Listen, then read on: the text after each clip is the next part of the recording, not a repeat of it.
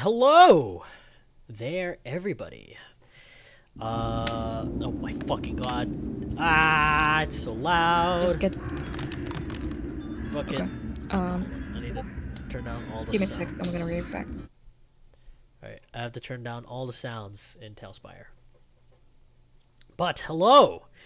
We're back for some more D&D. Today is, I gotta change it because it is session 11. I gotta change the number real quick. Just gonna quickly change the session number to 11. Boom. All right, session number 11. Yes, indeed. I also gotta fix the display capture because I think the display capture's on the wrong one. Oh no, it's on the primary monitor. Never mind, we're all good. Oogie. So just gonna boot this up on the side, and boom! Everybody is able to see Tailspire. Just gonna make sure I put this right so people can see it properly. There we go. Okay, everybody can see Tailspire. Just gonna quickly turn it off real quick as I'm going to boot up Eyes of Astra. Okay. I need to turn up the volume for this.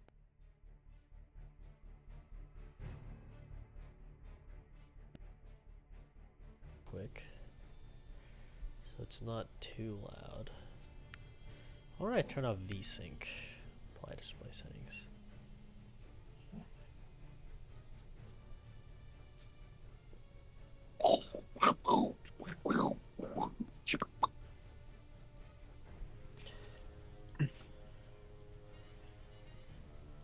Okay.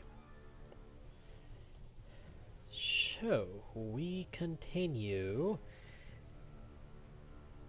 What the fuck?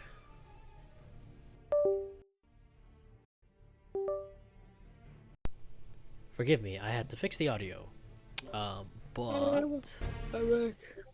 we are indeed back. Okay. So, let me quickly go pull up my D&D book that I have all of my D&D things.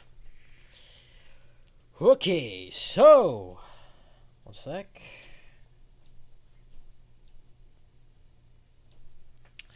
Okay. For this, I will have to make some quick last minute things because I completely forgot to do this.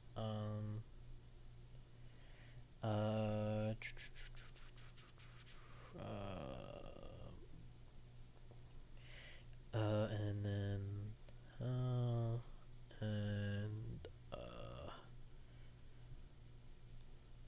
and then the, okay. So, I have everything all set for this. I'm just going to quickly make a couple rolls. Because it completely slipped my mind to make these pre-made rolls before we started. Completely forgot to do that. Just give me one quick moment while I pull up the D&D sheet. But I also want to put up some atmosphere stuff. Let me just quickly get this all started real quick for the The people. atmosphere. Yo, where your clothes at? Where you close it? Okay. Just gonna quickly pull up some music. Holy shit, it is loud. Why is it so loud? Yeah, put something that makes me bust it down.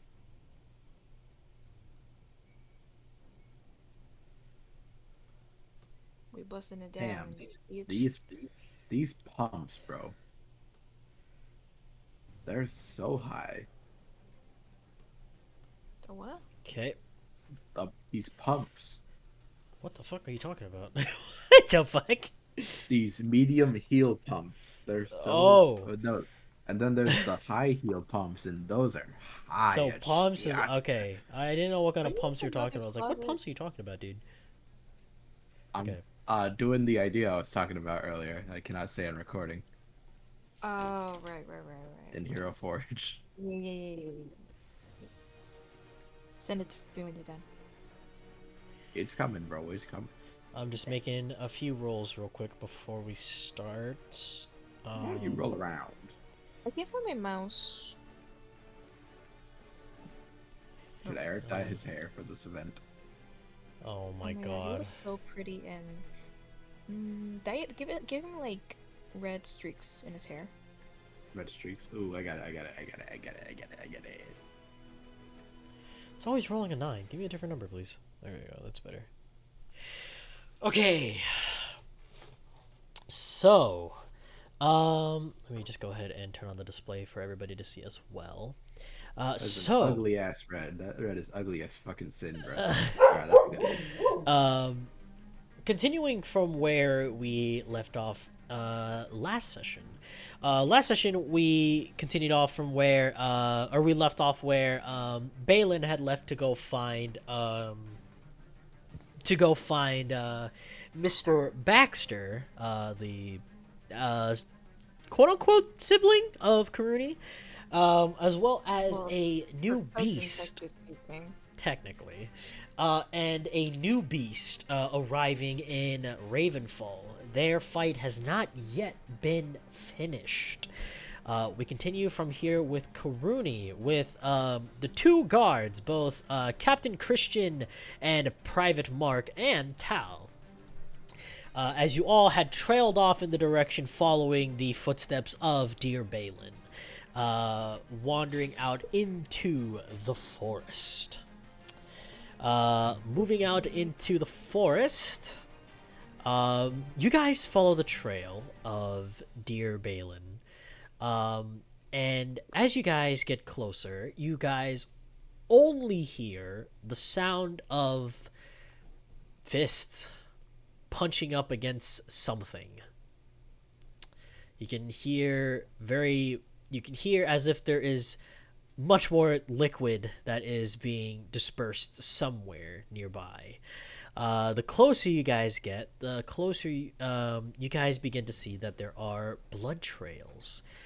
And as you get closer and closer, you guys all see Balin up at the top of the mountain with Baxter, with Baxter's collar of his shirt gripped by Balin, as Balin is just absolutely throwing haymakers at him from atop the hill.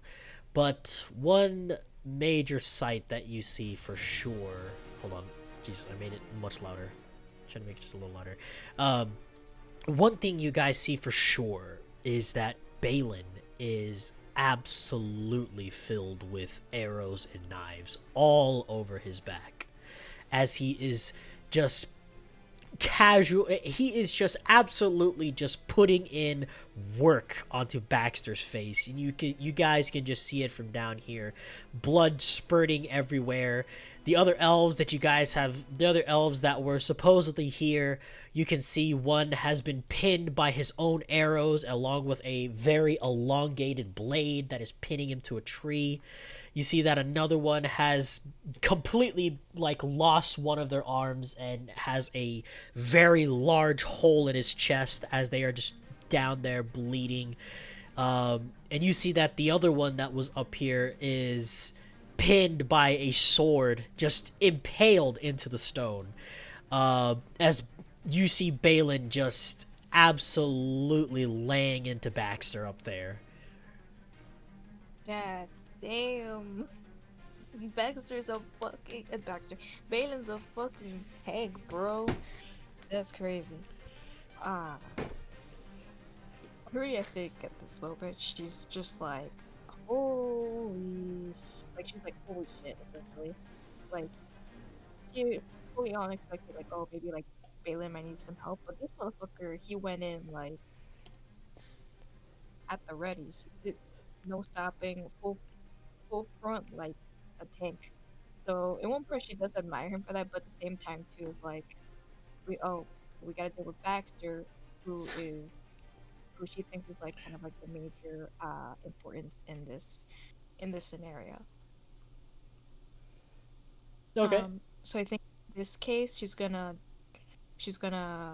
load up her bow, and she's gonna draw it, but not yet to like release the arrows. And she points it over to as much as she can towards Baxter. Okay. You point it towards Baxter, and you just see Balin. You guys, as stated before, just see him just wailing into him.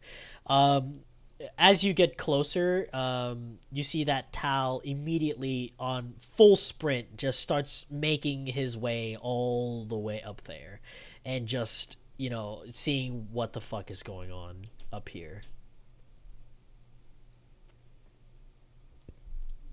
As for the rest of you, you see that as Tal just completely rushes in, you see Captain Christian look over and says, "Okay, well, it seems like everything is pretty okay in here. By Astra, if you told me elves were scary, I would believe you. My goodness." As Balin, not Balin, as Captain Christian goes over and examines the other corpse of one of the elves who had one of their arms from like the elbow to their hand. Oh my god, all fucking ready, dude. The tip of their fingertips to their elbow just completely torn off and thrown into the river, and a hole just in like square, just a major hole that goes through and through from the chest. Um, you see that That's you see Private Mark kind of look over, and he kind of like you see him kind of like what's it called, kind of like lean over a little bit, and you see that he kind of holds his stomach as you see that he kind of like is trying his hardest not to hurl at the sight of this poor individual who's just absolutely fucking destroyed.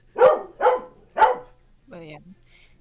Kurdish just like then shakes her. She's like, I suggest the two of you don't get too comfortable with the idea that if we just had one guy to deal with. Who knows what this guy what who knows what he has up his sleeve. Oh my fucking goodness, they are already fucking going at it, dude. Guys, guys, calm the fuck down, please. I just started D Look, and D. I Goddamn. didn't see them one. I didn't hear them once while you were playing For Honor. The moment we started playing The D and D. moment we start D and D is when they start fucking barking, dude. Oh my god. Um, you see that Captain Christian kind of like turns back to you, says, "Oh my fucking god, Peachy, calm the fuck down. We just fucking started D and D. God damn it! Stop! Stop! Stop it! God damn it! No! Hey! Stop!" Jesus Christ. Sorry. What was I saying? You see that Captain Christian looks at, kind of like turns toward you, says, "Yeah, I agree. I suggest we go up there and see what kind of help we can provide. I don't think there's any more help we can provide here." Um, fair enough. Just keep just keep an eye out. You see that they both salute to you. They say, "Yes, ma'am." Uh, as you both cautiously keep making your way up there, the sounds of just bone and the sound of just bone and like blood spurting everywhere gets louder and louder the closer you get up there, and you can hear Tal arguing about something up there as you guys get closer. Um, you guys get to pretty much at like the pinnacle of it, and you guys see Tal is trying to pull Balin off of Baxter, as it looks as though Balin has atomically just decided to, like, his body is just deciding to. Jesus Christ, Peachy, stop, stop! We just fucking started D&D, goddammit! Stop! Are you done? Are you done?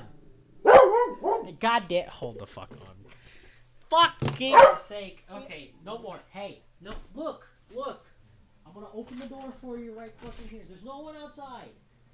There's no one outside, dude. Stop. I Stop. was gonna ask Cube if like his computer Stop. does he I don't Stop. know Stop. Stop. because Stop. I don't use my headphones sometimes. Stop. Imagine. Stop. Shh. No. Oh my fucking goodness. Peachy. God. Back away from the door. Back away from the door. Stay up on the couch. Don't go to the door. Oh my fucking goodness. Oh my fucking god. Okay, sorry. Um, my god, so much more of Peachy and Milo this episode. So much more of Milo and Peachy. Where did I leave off? You you come up over the rocks and you see that Tal is trying to pull Balin off of Baxter, and you can see Baxter, his face has pretty much been contorted that it's pretty much almost unrecognizable at this point. There is like the entire facial structure you remember of Baxter is just not there anymore.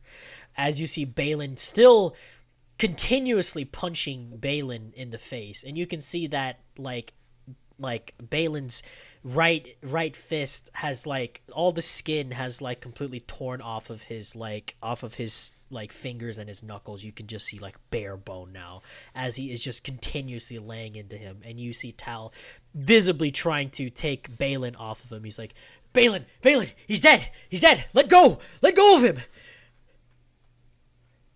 Is he though? I don't know. Crudy's just, you know, so she immediately, like, in a louder voice, she's like, Balin, enough. You see that as you say that, you see Balin stops. You see Balin's like incessant punching stops.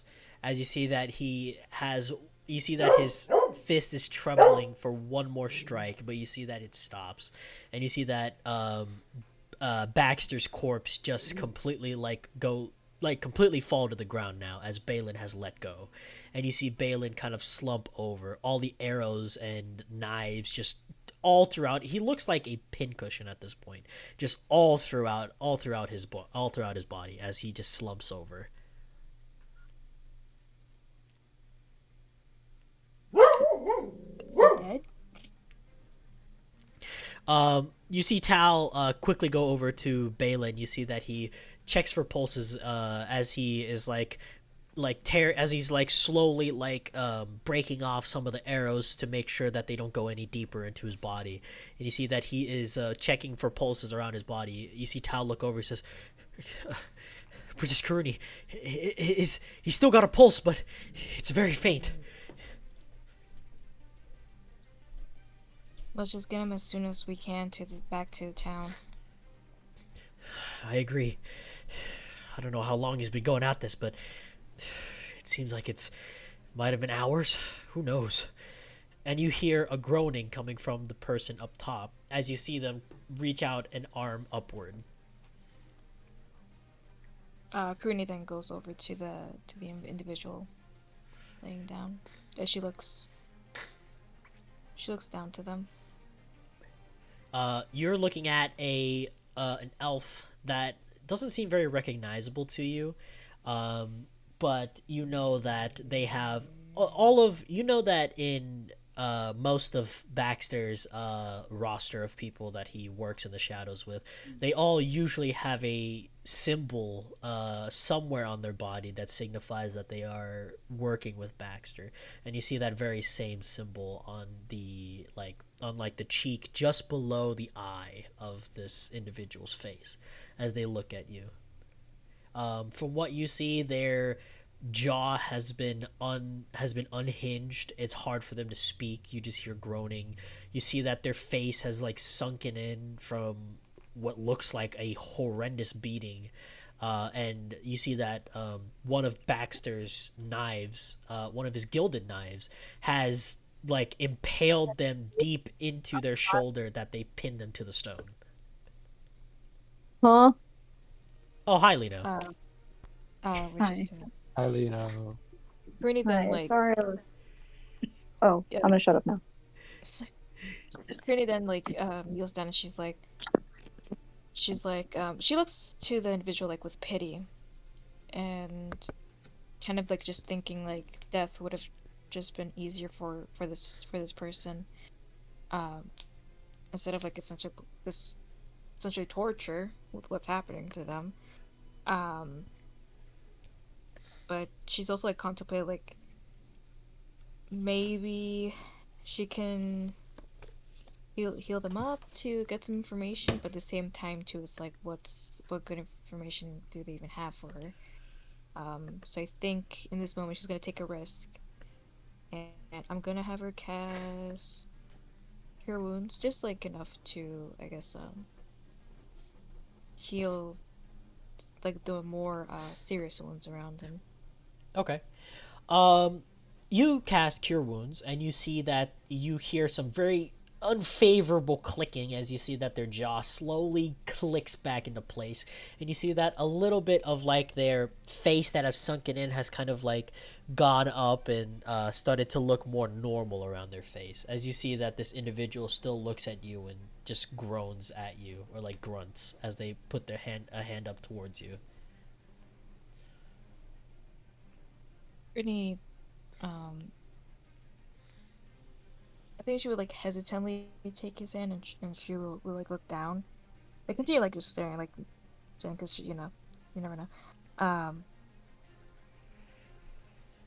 then she's then gonna ask, what what was your reason for coming here? You see that they look up at you, and you hear some faint groanings, but then you see them kind of spurt a little bit of blood from their mouth, and um um you see them spurt a little bit of blood from their mouth before you finally hear something that is coherent. It's my Um, knee. that's not helping. Rooney then leans forward a little bit to try and hear what exactly he's saying. You lean in closer, and it doesn't exactly help, but you still kind of hear them. You hear them go, "It's money."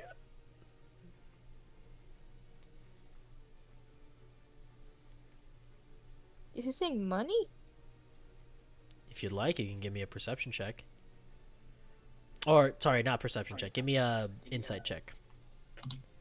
Kind of piece together what you're trying to deter from this.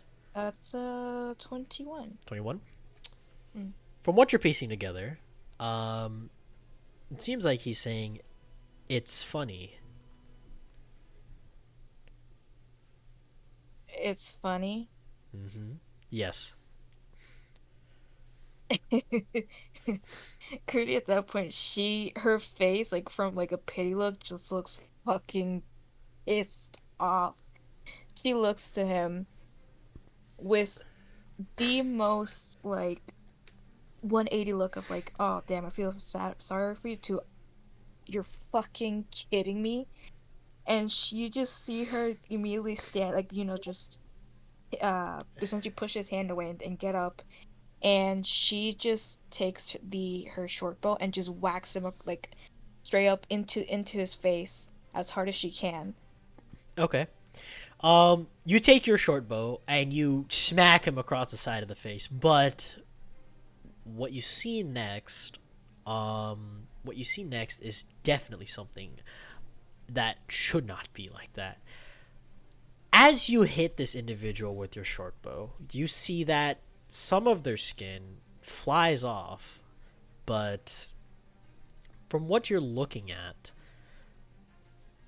you're not seeing flesh and bone. What you see looks like a leather-ish texture beneath the skin.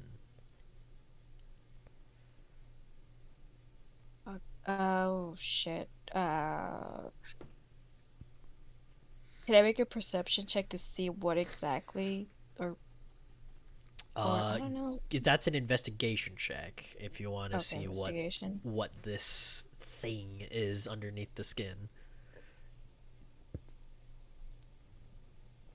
That's 19. 19. Um, you inspect this a little bit closer, and you kind of feel the leather texture, and it's a very smooth texture, one that you might recognize that shares similar texture with insects. As you feel this very tough I'll just give it to you, a very tough exoskeleton underneath the skin, you see that you see mandibles burst out from the cheeks of this individual, and you hear a very, very loud and audible shriek that almost causes you to that causes very much like a very painful headache from this screech. As you see that you see that the skin on this individual slowly begins to like darken and slip off of this person, and you see that this person's entire head is what looks like a very insectoid head that you are looking at. And not a moment too soon, the ground beneath you begins to rumble once more, almost as if it was back at the tavern. And as the ground rumbles more and more and more, you see a burst, as you see a very, very large insectoid bursts from the ground not too far from you guys on the hill beneath. For this, give me an initiative roll.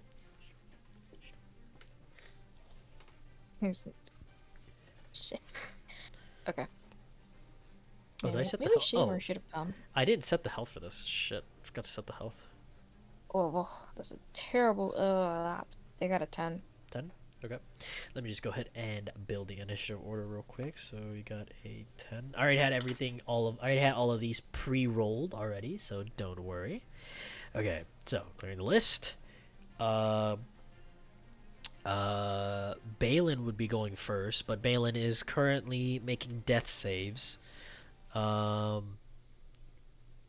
It's Captain Christian, and then it's yeah, it's the bug, and then Private Mark, and then you, and then Tao. Yeah, Zoro. Welcome back, Zoro. So, Fighting a whole ass scorpion, man. we begin the initiative with Balin, who is currently making death saves. So for Balin, I'm gonna go ahead and make a roll, see if Balin passes his first save. Ooh. Okay, Balin passes his first save, so that's it for his turn. Captain Christian, very heavily damaged before the fight, is going to 5, 10, Wait. Hold on now. 15. Do nothing crazy now. Please wait. Captain Christian is going to stay near the base of the hill. The bug is going to move 5, 10. Shit, it's hard to move this bug Christian. in this shit. 15. Zoro's like at the other side of town, like, I feel a disturbance. I feel a disturbance. Nah, honestly, like. Oh no, like Zoro that one from the Shadow the Hedgehog dog. Something just happened. Yeah. Okay. Oh shit, I need to erase that one because Nobody's calling my. the bug like one of my men. is so let me make a roll for the bug real quick. One sec.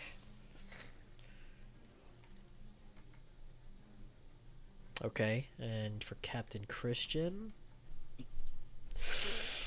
Ooh. Say, Karuni, you see that as the bug is in front of Captain Christian, you see Captain Christian try to dodge out of the way, but you see that the bug was just quick enough to grab Captain Christian by the leg, and you see that Captain Christian is like launched high in the air and chomped down, but not before Captain Christian managing to save himself. You see that in the jaws of this very insect, you see Captain Christian still inside, just barely peeking out of the jaw, is holding the jaw of this insect open. Oh no, Captain Christian's getting put into the fucking army, bro. He's too badass. With one arm? With one arm. Cause I had it so that it was a grapple, but you see that for both of them, for the eater or for the insect, he got a nat 20 and Captain Christian got a nat 20. So he barely managed to survive that. Fucking, you gotta with Captain Christian taking 6 points of damage as he is holding the jaws of this insect open. You see Captain Christian is holding it up with one arm and he is like pushing it open. He's like, I don't know how long I can open it, but I'll try. That actually gives me an idea. Okay, it is Private Mark's turn. Private Mark is going to 5, 10, 15, and upon taking this opportunity, will has something in his inventory that I had for a situation like this. Ooh. Let me see about this. Okay.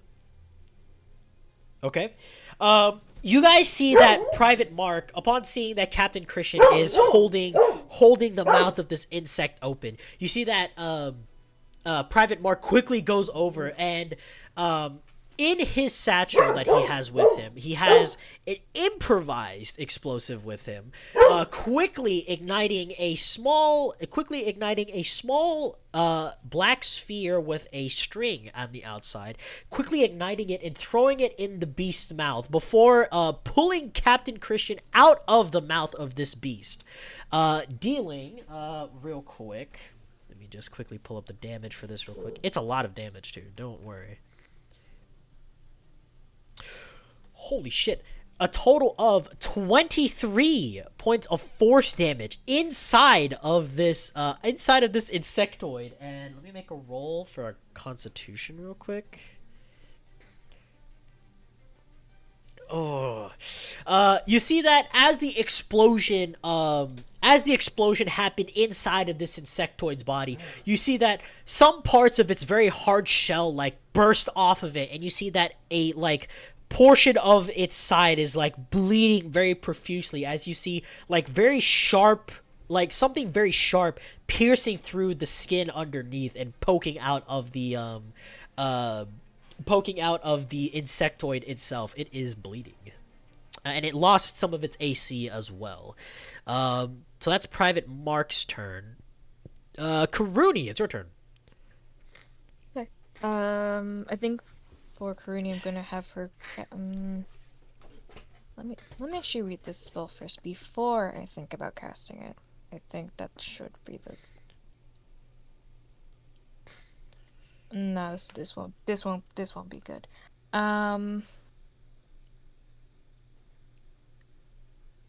This one too, I think. Yeah. And then...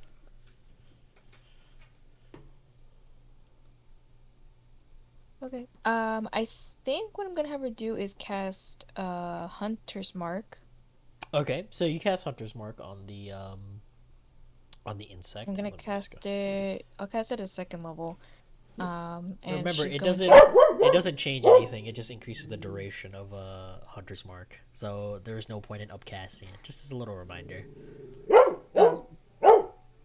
There's no increase to damage die or anything. It just increases the duration of Hunter's Mark. To an hour, yeah. Keep forgetting that. So you're just gonna keep Hunter's Mark at a level 1? Yes. Okay. I think, yeah. So I'll do level 1 instead. Okay. And then I'm gonna have her use a short bow. And I'm gonna have her try to... aim it. Wait, where is there? I was like, where is the?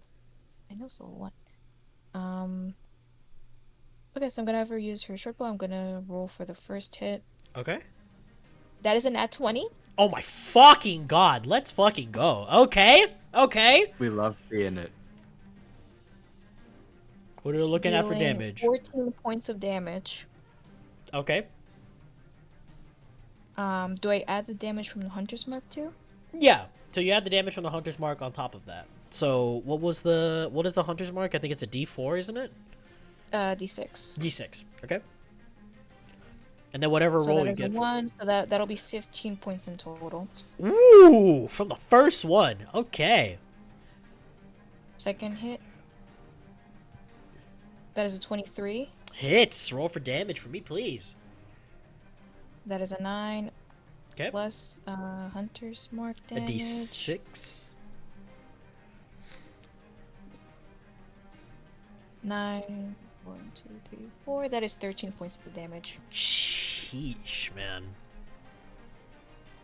Karuni, as you see that the flesh underneath it has been exposed, a little bit of the flesh from it is exposed and bleeding, you take this opportunity and you see two very green X's on that very spot, and you quickly place two well-shot arrows into this insect as you hear this insect screech loudly and wildly into the air.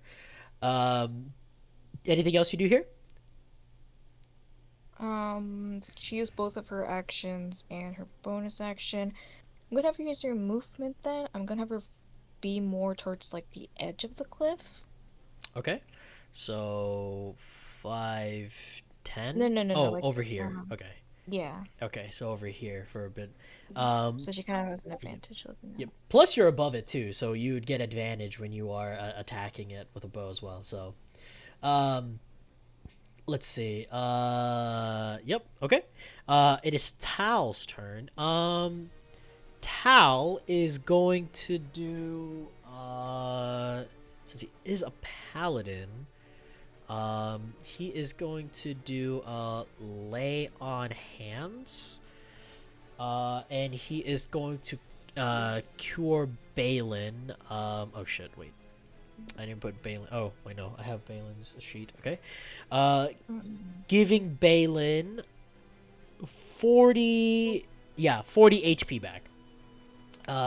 You guys see that Balin like some of the arrows inside on like arrows and knives that's just scattered all throughout Balin, like just slowly piece off and like fall off of his body, and you see that Balin's eyes no longer being like completely like white as if he's unconscious. You can now see his irises as he comes back. He says, "Oh,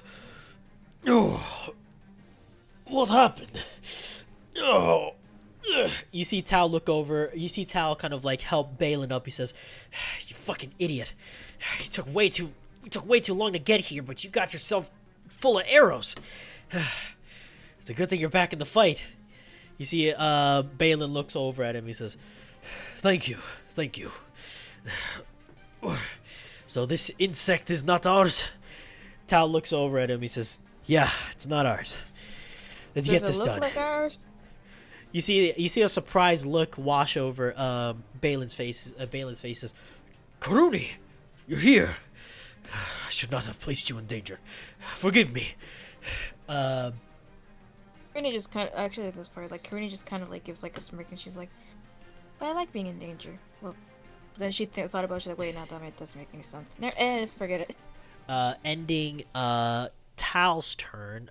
Balin, since he came back from death saves, does not have an action, but will do a bonus action.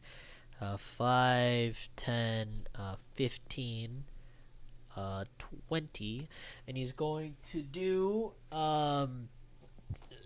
what's it called? He is going to do flurry of blows. So give me 1 second. He's going to expend a key point for this. That hits with a mod 20, dealing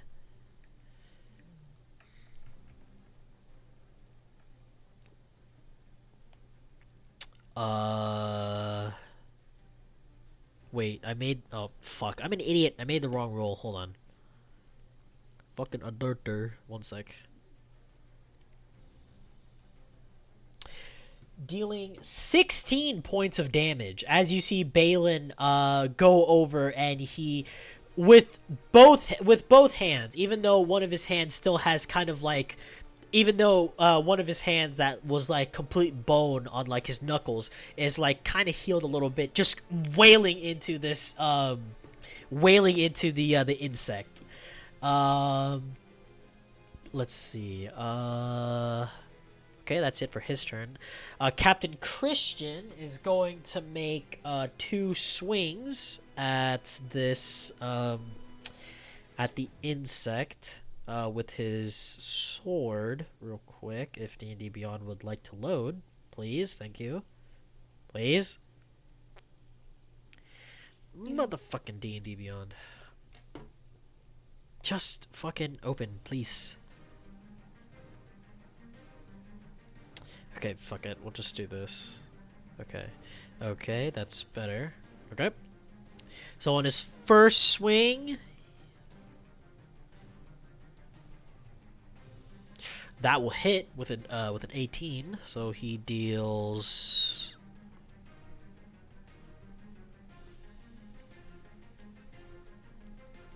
9 points of damage on his first swing, and on his second swing, unfortunately, is gonna miss. Okay, so you guys see that Captain Christian quickly unsheaths his blade, and you see that he quickly jumps and does a quick slash on like one of the cheeks of this insect, causing its jaw to unhinge a little bit. But you see that he tries to stab it again, but you see that he stabs the wrong part of the insect, and his blade just completely like it just like crashes into it, and it slides off of the insect, completely blocking the attack. Okay, so that's it for Captain Christian's turn. It is the insect's turn. The insect. Okay, why don't we do this? The insect is going to try to call friends. Okay. Let me see how many will spawn. What is this about Eric being about it? You got lucky. What the fuck? Eric being a bottom. Patreon exclusive content.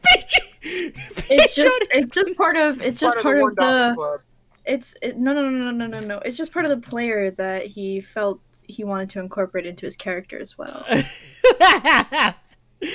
Okay. You see that the insect summons 2 smaller ones. That will be also part of the initiative. Let me just make 2 rolls real quick to see where they are. So let's add these 2 real quick to the order. Let's see. So it's one is above the bug, and then the other one is last. Okay, so they got really bad initiative rolls. And then this insect is going to try to sting Private Mark. Missed. And his second sting, that will hit, dealing how much is Private Mark at in terms of health? Okay, that dealt barely, dealing 14 points of damage, and he needs to make a Constitution save. Passed. Okay. You guys see that the insect, after it calls up some more friends to help him in combat, you see that with its stinger, you see that it stings twice at Mark. You see Mark was able to you see that Private Mark was quickly able to put up his shield just in time to like block the first one, but because of the like sheer force from that sting, his shield got pushed over towards the side, and he got stung one more time, this time on like the shoulder, on his other shoulder, and you see that it like pumped something into Mark, but you see, just before it was about to reach him, you see that Mark was able to quickly bash his shield onto the stinger, pushing the stinger away, saving himself from being poisoned. Mark miraculously surviving with 1 HP. Miraculously surviving with 1 HP. Okay, it is Kearney's turn. Okay. Mm,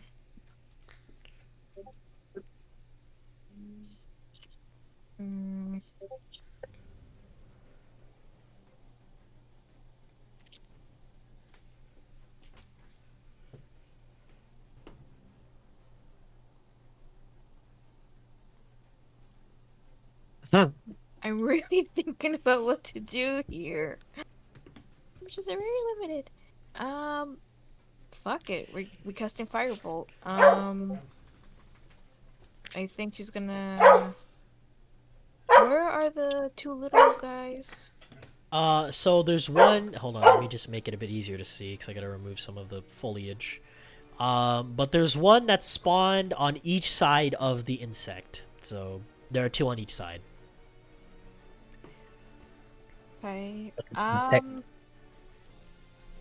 I think I'm gonna cast it on the Good. one that's near Private Mark. So we roll for that. Okay.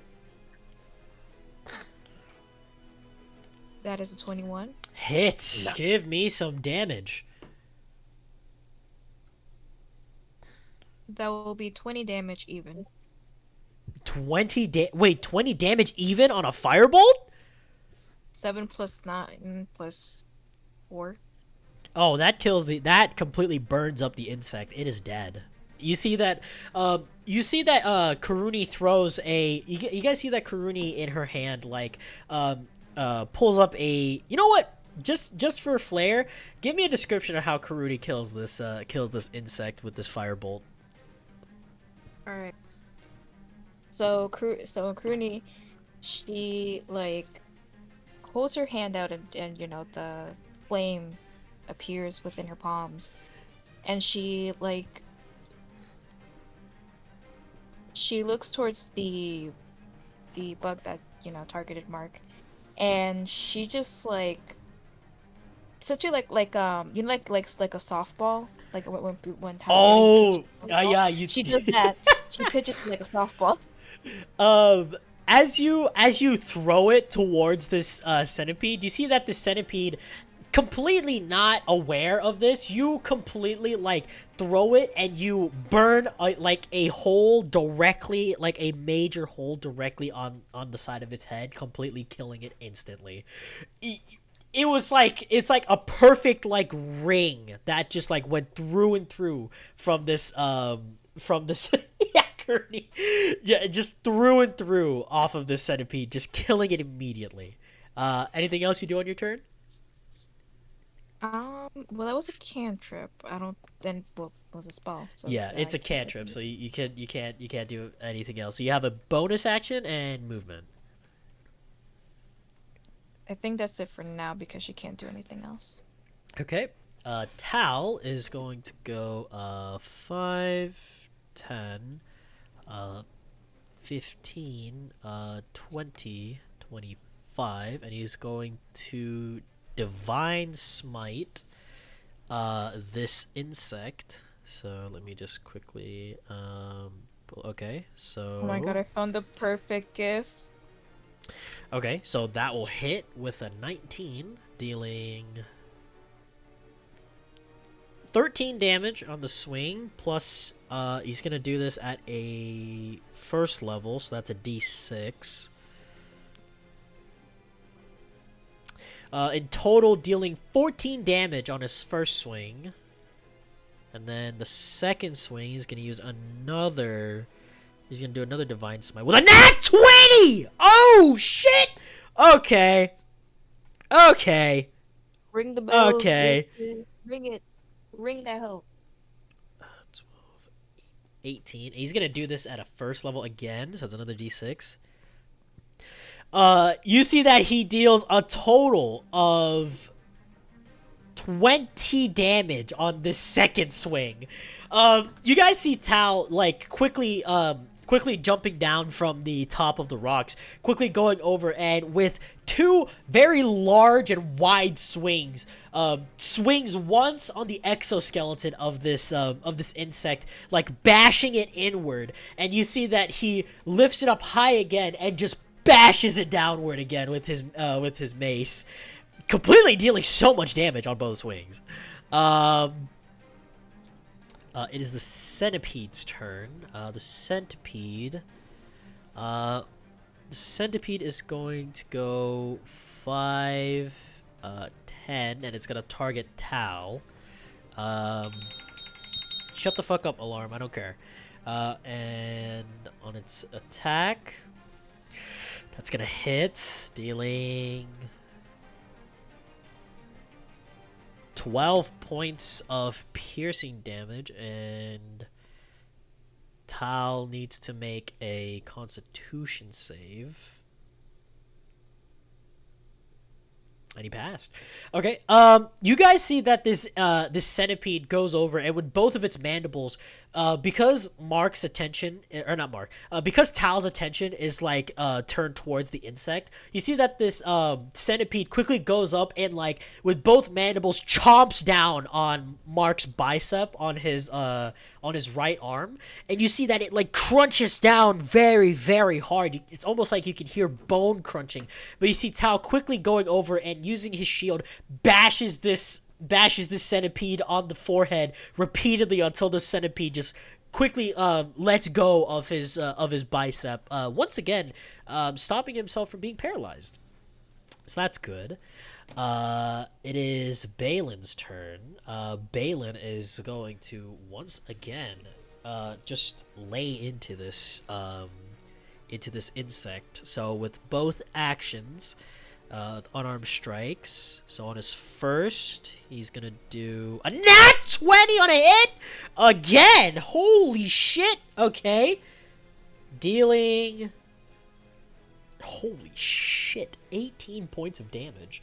And on his try not to rig in a counter challenge. Second, and on his second swing, on his second punch, what was the AC I got for this one? Oh, that's right. Okay, yeah. So yeah, he misses that one. Okay, and then on his bonus action, do flurry of blows. That hits, dealing 9 points of damage. So 18 plus 9. That's 27 damage in total in his whole turn. You guys see that Balin. You guys see that Balin, with just his fists, you guys see that he quickly just like pummels like the head of this insect, and you see that he cocks his left arm back to make another swing, but the insect barely like dodges it. But you see, Balin's swing was like was a full on feint, as you see Balin quickly lift up his elbow on his right arm and just bash downward onto this insect again. Total of 27 damage total on that. Holy shit. The amount of, dude, this is probably the first session where we're having so many nat 20s on the good side. It's actually insane. Okay, Captain Christian is up now, and he's going to make 2 swings at this insect. So let me just quickly. So on his first swing, we'll deal, or not deal. Unfortunately missed, and on his second swing, missed both. You guys see that Captain Christian, with his sword tries to makes 2 slashes on the insect, but you see that the insect like pivot itself in a way that the harder part of its exoskeleton took the brunt of the damage, and you see that Captain Christian's blade just glides off on both slashes on that attack, as he completely as the AC of this insect was higher than his attack roll. It is the insect's turn. The insect, upon taking damage, is going to burrow. So he's going to burrow underground. And we'll, let's see, do another screech for... I'm telling you, I'm having really bad rolls for enemies around this time. You see that the insect once more summons another centipede, but only one. And I'm just going to roll for its initiative just real quick. Again, a very low roll in the initiative. This one goes in front of the other one. Okay. Oh shit, it's fucking dead. Oh, it's not dead. It buried itself underground to negate any other damage taken to it. It's Private Mark's turn. Private Mark is gonna go 5, 10, and he is going to attack this insect for 2 strikes. Peachy, for fuck's sake, dude, we're doing D&D right now. Could you fucking not? On his Jesus Christ, his first attack hits, dealing only 4 points of damage, and then on his second attack, also hits, dealing. Wait, hold on, I fucked up the dice. Again, another 4 points of damage. In total, dealing 8 damage to this centipede. You guys see that even though Private Mark is, like, battered and bruised and has so many places where he is just bleeding profusely from, you guys see that he quickly goes over with his blade and does 2 quick strikes, and is going to also do Second Wind.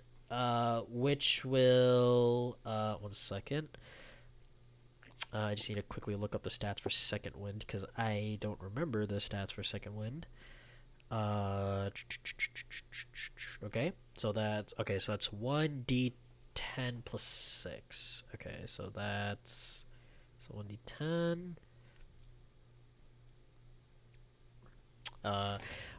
Private Mark regains back 9 health from his Second Wind. You guys see that after Private Mark does his 2 strikes, you see that he quickly backs up, and you see that on seeing the situation being so very bleak and barren, you see that he remembers his training, and you see that he quickly, like, pounds his chest twice and roars loudly into the air, regaining 9 points of health. Okay. Is this one of my men? Karuni, it's your turn. Question, Caleb. Yes? Can I cast Earth Tremor to lure out the giant bug out from Oh! hiding place? Holy shit! Holy shit!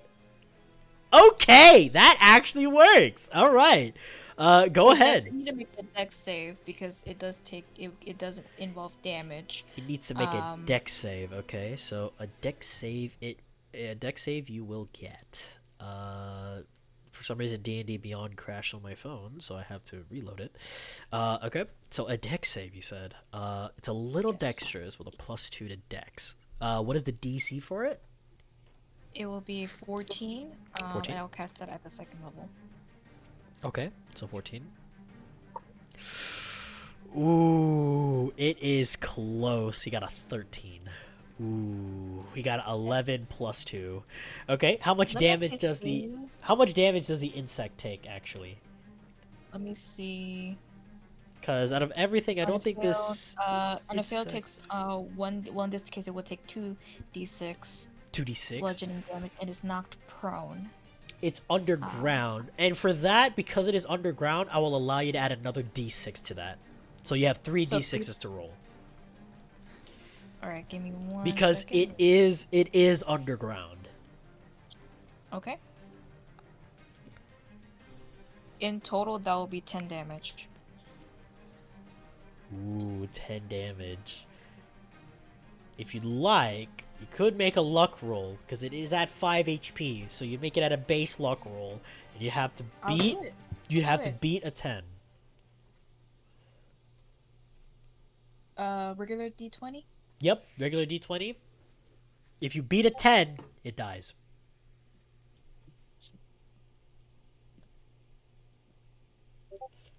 And that is an 18.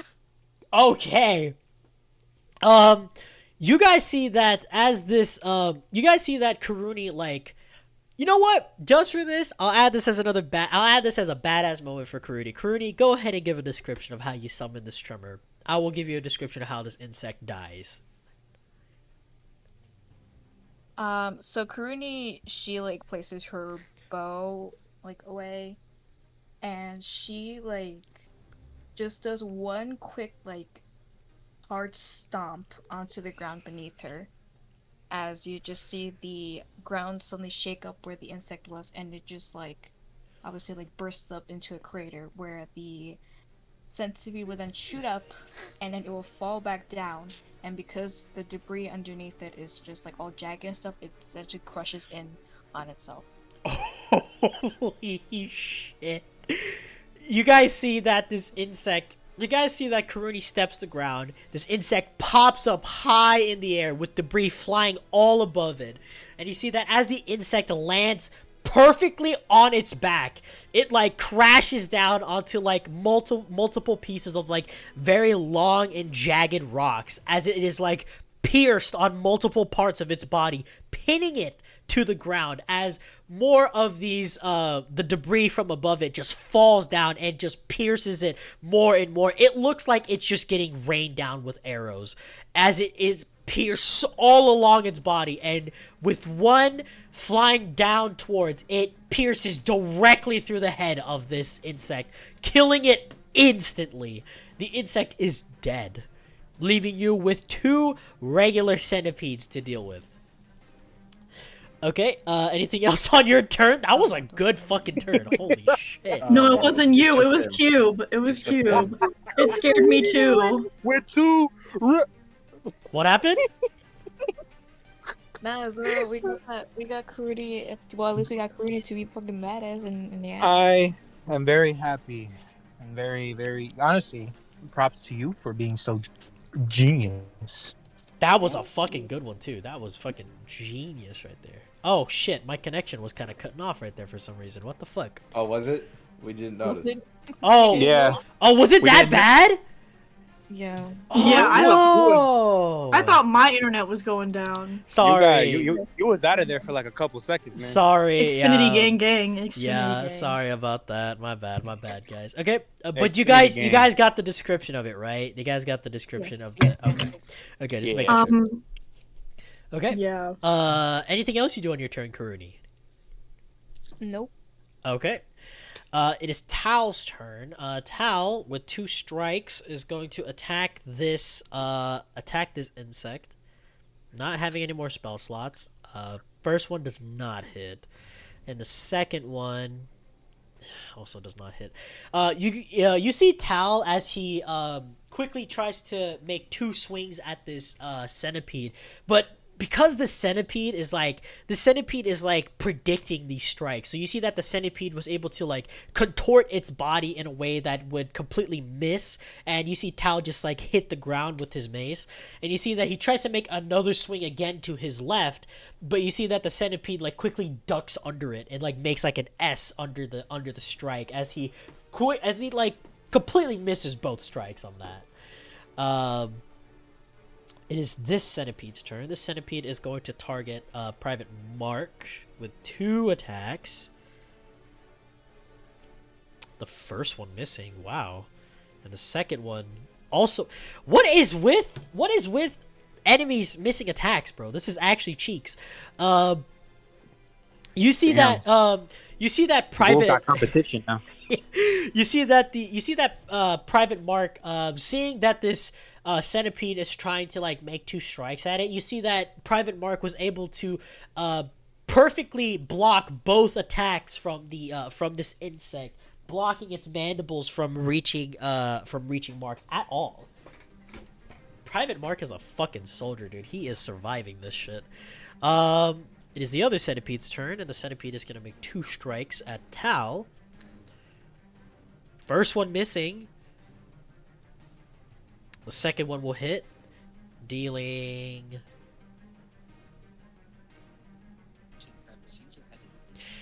dealing 12 points of get off piercing TikTok right damage. Dealing 12 points of piercing damage, with Tal having to make a saving. Okay.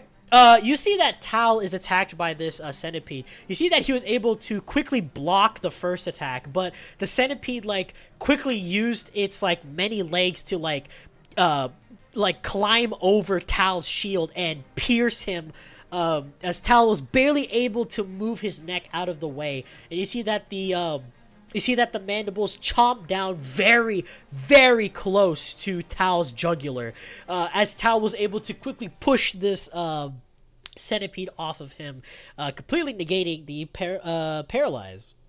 The paralyzation. It is Balin's turn. Balin, 5... Swing on them, Balin. 10. Swing on them. Balin is going to make 2 strikes on these guys, real quick. So on his first one misses. Second one hits. Okay, dealing 12 points of bludgeoning damage with another flurry of blows, missing as well. Okay, so 12 points. Oh, well, kills anyway.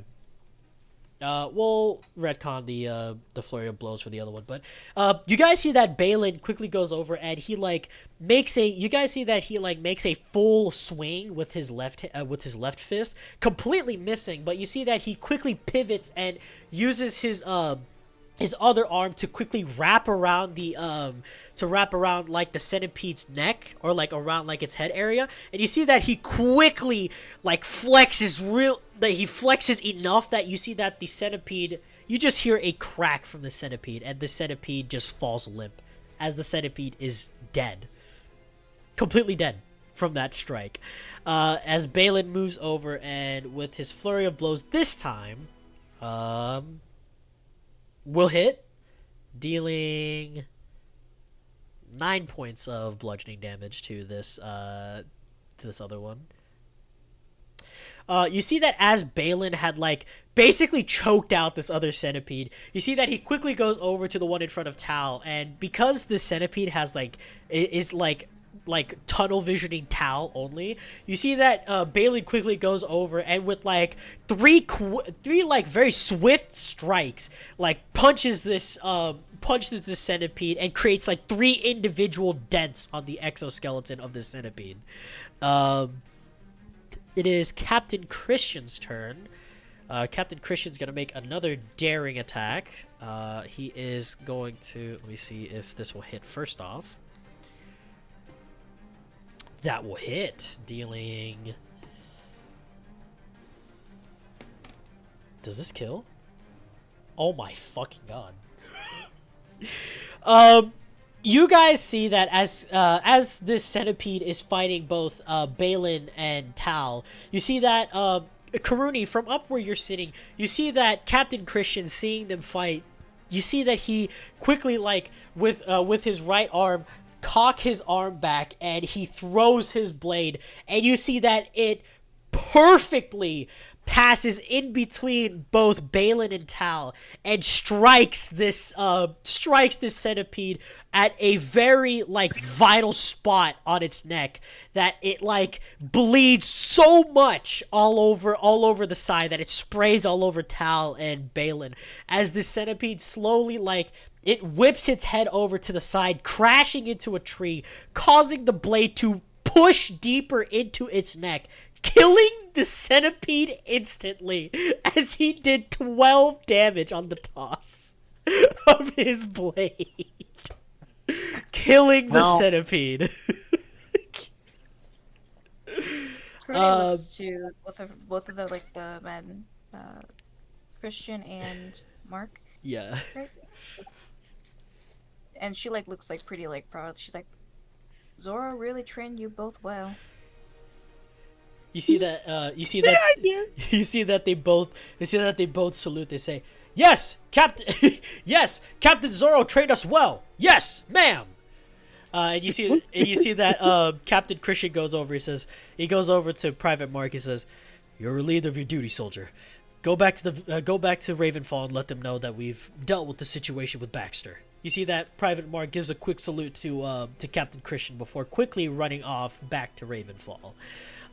You see Balin still having a few arrows stuck in his body and a few knives, kind of like leans over on a tree as an initiative is over, by the way, as Tao quickly goes over and like helps Balin. He says, "You are by far the greatest idiot that I've known, Balin." You see Balin looks over at him. He kind of gives like a small chuckle. He says, "You must know when your limits are there, and you must surpass them."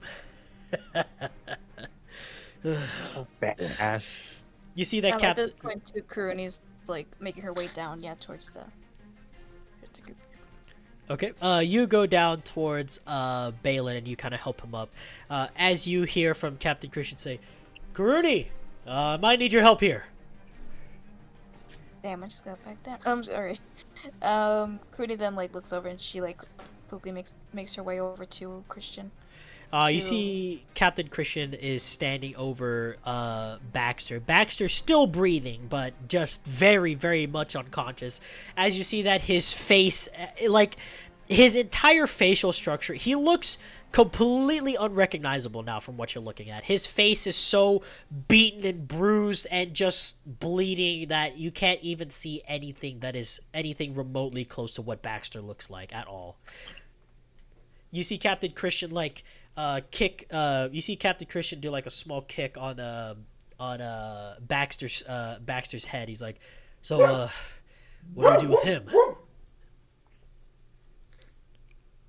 Rudy's really debating it because she's like, it could be useful for information, but at the same time, you like it fucked up shit, man. If you need somebody to torture him, Zoro got you. You see Captain Christian go over to the other person, the insectoid. You see that the insectoid is still squirming around, still pinned to the ground from Baxter's own dagger, and you see that Captain Christian with one very high and very quick stomp quickly ends this insectoid's life. As you see Captain Christian go over and he pulls Baxter's own dagger out of the corpse of this insectoid and makes his way over to Baxter, and he says, "I got this, but you want to make it quick?"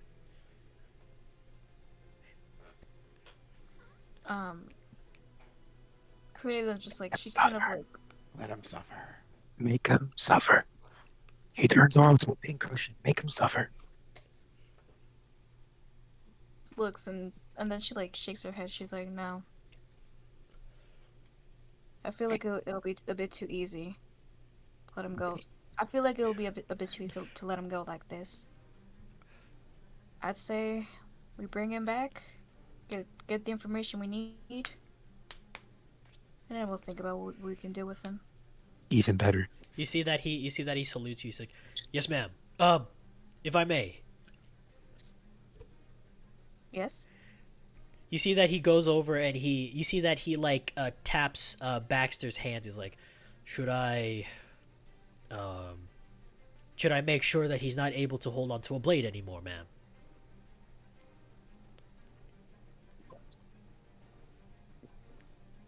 Ooh. Smart thinking, this one. Mm-hmm. "Yes, ma'am." You see that he quickly spreads you see that he quickly with the dagger quickly spreads Baxter's fingers apart, and you see that he puts the dagger on top, and you see that he pushes down, and you see that he does this for each individual finger on Baxter's hand. He quickly just pierces and just chops off each of Baxter's fingers until he no longer has any fingers. But you see that Captain Christian quickly bandages his hand so that he does not bleed anymore. As you see that Captain Christian gets up and he flips the dagger and holds the blade, and he points the handle out to you. He says, For you? Trinity then just takes it and she puts it yeah, take a holster. Yeah. And she's like, all right, let's go before any of whatever the hell those were show up again. Yes, ma'am. You see that he quickly goes over and he just like hoists up Baxter on his over his shoulder, and he makes his way down, and he looks over at Tal and Balin. He says, "Are those two gonna be all right?"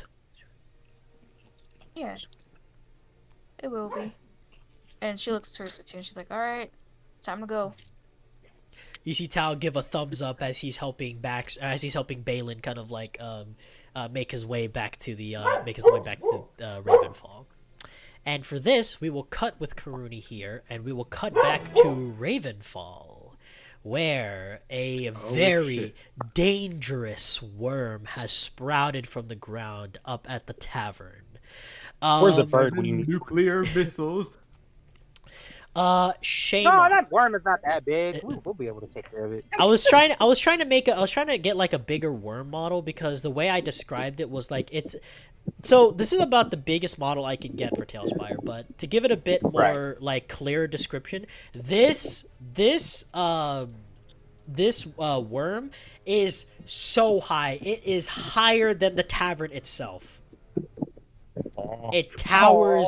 It towers over the tavern. We will Your Majesty, there's been a second worm. There's a second worm. We will cut to Shamar.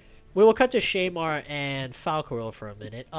Shamar, with the amount of time you've had, you're able to quickly get yourself back to full health, and got yourself to a good portion of setting up.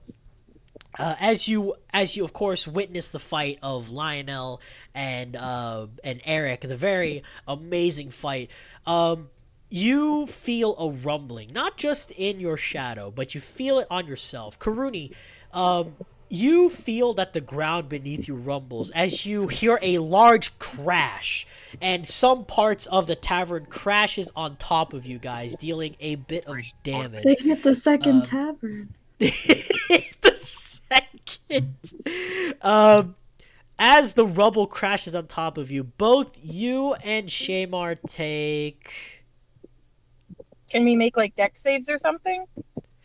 Falcoril, I will allow, but Shamar, you were spectating through your shadow. Yeah, that's fine.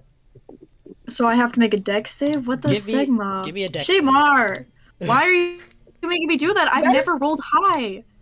I've never rolled high, Star. I'm gonna fail. I have that damage. I have the damage for you. Oh, we're taking damage? Never mind. Thank you. You're welcome. Oh, I didn't level up. You need to. Okay. Oh my god. Bye. Adore. Me She'd after be like, begging... no, for real. Adore. Fucking adore. It's okay. Felcrol's mostly a role player anyway. It's fine, guys. Okay, let me make a deck save. While you're doing that, I'm gonna go. Get I'm myself fucking a granola killing bar. my character. She got a 10, bro. I need to level her up. Hold up. Wait a minute. Cleric level 2, bitches.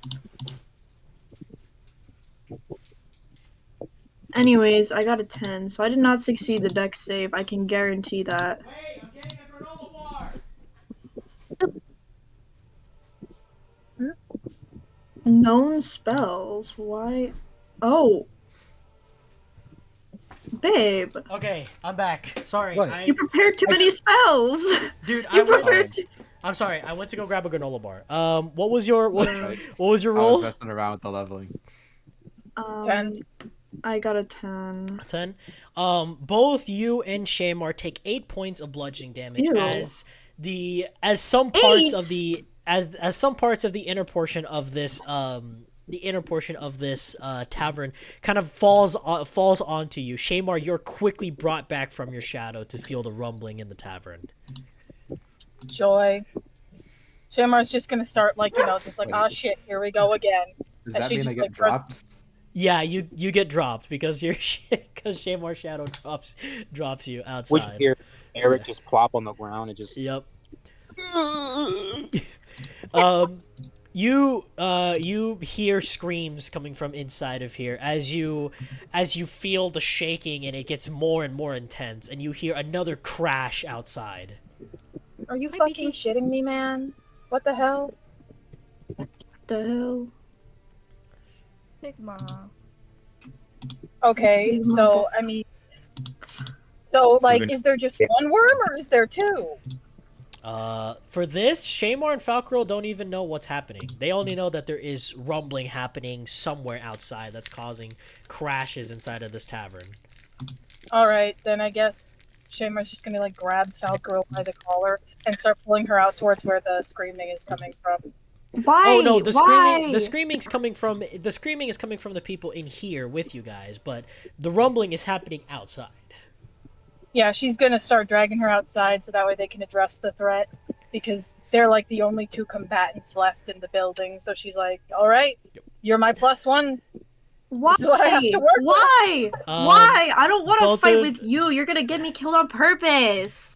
You drag Falcorel outside just to see that a large hole in the ground has appeared with a very, very large snake-like worm has sprouted from the ground and is thrashing wildly in the courtyard.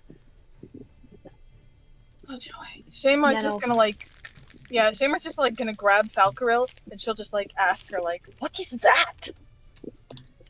Oh, I don't know. I wish I could tell ya, but you know, maybe I would if you put me fucking not in your hand. That would be great. Shamar will just like roll her eyes and she'll just be like, if I don't put you down and you run away, just know when I'm done with the worm, I will find you. And she'll just like put Falcarel down. You put down Falcarel, and you guys are now facing a very, very large worm. For this, just so that everybody else can also join initiative as well. Zoro, Mercurio, Eric, and Celeste. You guys are making your way. As you guys were making your way back to the tavern, you see that Shamar's shadow, like, immediately just disappears, and Eric just crashes onto the ground with nothing holding him. Damn. Eric be dying. Alright, I'll pick him up. And then Zora will pick him up. Okay. It probably doesn't bother you, but he's 125 degrees straight. Yep. Oh yeah, no, that's fine. As you grab Eric and That's cold in hell. as you grab Eric and you hoist him up to carry him, you hear a loud boom as you look over and you see a very, very large snake. Not snake, sorry. A very large worm just burst its way out of the ground high above over in front of the tavern. That's a big ass. You know, I remember playing a game back in my hometown that involved a big ass worm. Excuse me. Can you keep that to yourself, please? You see Mercurio looks over the distance. He's like, what the hell is that? It's a worm? Question mark? Well, at least I get to be doing some more fighting, at least. That's a big fucking dick. You, Zoro, you hear a roar while... Zoro, you hear a roar as your brother looks over. He's like, yes! More things to kill! Yeah! Zoro's just like smiling because he's like, I'm so happy. My people are here. That was such a good joke, man. I love that trend. You guys all quickly make your way over to the tavern, and you see that Shamar and you see Shamar coming out, dragging Falcarel behind her as you guys are making your way back and seeing this entire worm. Do I get like a free round of combat because we were here first? Yes, you do. But just real quick, just some minor stuff. As well, I don't want to add like the models in here because it's gonna crash, but because I tried this with like other like I tried to add more insect models in here as well, but it wasn't working. But throughout the outside of the tavern as well, more holes begin to burst out as more insects begin to start swarming the outside of the tavern. You see that your brother looks over. He says, "Zoro, we got this one. We'll deal with the insects outside. You go have your fun with the big one." Dude, why is everyone a fucking maniac? He's so That's Zoro's, anime coded. that's Zoro's people. Yeah. He's literally They're fucking fighters. anime coded. Yeah, man. Why are you fighters. being a bigot, man? They're Get ready all for this. they're all perverts secretly horny for war. The fuck? That's our entire culture. The fuck you think is gonna happen? You're a Bro, pervert. why are you insulting this man's culture? Right. Racially motivated much? That's racially motivated. That's Bro, crazy. More I thought you were. I want to live, out Mike. here. Fantasy racism. Okay, and you ain't Fantasy fighting. You knocked the racism. fuck out. Chill. Yeah, he is knocked out cold too. You know what? Just because of that, I'm gonna throw. I'm just playing. He's gonna throw Eric. Improvised melee. Improvised weapon. Improvised. You know what? Weapon. You 125 degrees. Let's see if you can survive in the worm's stomach. All right, I'm just gonna quickly Burn his insides I'm up. just quickly Giant setting worm up. versus 125-degree Eric. Oh my Maybe he'll god. choke on all like the feathers and the tail and stuff. I was like, All Just, right. the worm is just gonna start coughing. It's gonna be smoking and shit. Okay. Let me go away from my computer 1 second. Hold on, y'all. You're gonna eat Okay. it's gonna be like eating a jalapeno pepper. Right. Yeah. That's a jalapeno pepper. Why is it spicy? Why is it spicy? You finally have Coco with you, but you guys all make your way into the yard to see that this giant worm is just thrashing all about, crashing into each part of the tavern in the center, with Shamar and Falcorel on the other side. Eric is placed over on the side, but I'll still have Eric go through with initiative as well. But anyway, all of you, roll me initiative. He's in spirit. We won't forget Eric. Yo. He got a nat 20. oh, I didn't got a 23. 24. he? Okay, 1 I second. don't care. We're all going before this worm. Right, Zoro? Give me 1 second. You rolled In good my- too, right? Shut the fuck up. I nearly had a nat 20. I got a 10 again. 10. Can I roll again? Because I've been getting 10 Yo. for the past fucking sessions. I'll allow you initiative. I thought you already have advantage on initiative rolls, though. He Don't you have doesn't. something- Oh, We've been through that again. Many forgot about times. that. Forgot about that. Forgot about Wow, that. Cube doesn't listen to every single. Sorry, That's dude. I'm crazy. sorry. You know what? I'm gonna stick with the 10. I'm good. I'm good. Let's go. I'm all right with that. Eric going before Zoro. That's crazy. I don't still- really care. Zoro, they've been killing it recently. Okay.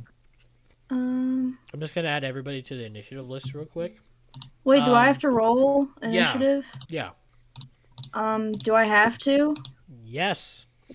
You're Oh my you were God. dragged into this courtyard. Oh my god. Why? I don't. Shamar, I'm gonna fucking kill you. Oh! Girl, you couldn't even if you tried. That's where you're probably correct, but I would try. All right. I need everybody's. What? I need I got everybody's. 20. 20 Me is and my. Lito got the same roll. You get a nat 20. No. Okay. We both got natural 19. 30, 20. 1. Yeah, it would have been higher than that, but somebody changed my thing, my feat, so I'm not alert anymore. So I don't have a plus 6 to my initiative. Shamar, what is You were literally like, what is "You your whatever." initiative? And I'm like, okay. Oh goddamn! What? Huh? I couldn't hear. What is your initiative, Shamar? 23. 23. So yours is higher than them. Zoro. That's crazy. We still Zoro's- have Shamar's as unnamed. That's what you named hers. Celeste, what did crazy. Celeste, what did you get? 24. 24. Oh, you get one above Shamar.